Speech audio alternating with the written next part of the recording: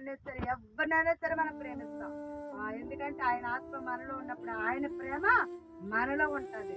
వారు ప్రేమించకపోయినా, వారు మనల్ని ఏమన్నా మనకేం కలుగుతదంటే వారి మీద ప్రేమ కలుగుతది. వారిని మనం ప్రేమిస్తాం, వారితో మనం మాట్లాడుతూ ఉంటాం. దేవునాత్మ మన మీద పని చేసినప్పుడు.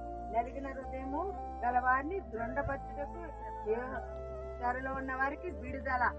మరి మన హృదయం ఒక్కొక్కసారి ఎంతో ఇరిగి నలిగిపోతుంది. చెరలో ఉన్నట్టే శ్రమలు, కష్టాలు, ఇరుకులు, ఇబ్బందులు ఎంత ఎవరు ఈ బాధలు తీర్చలేరు.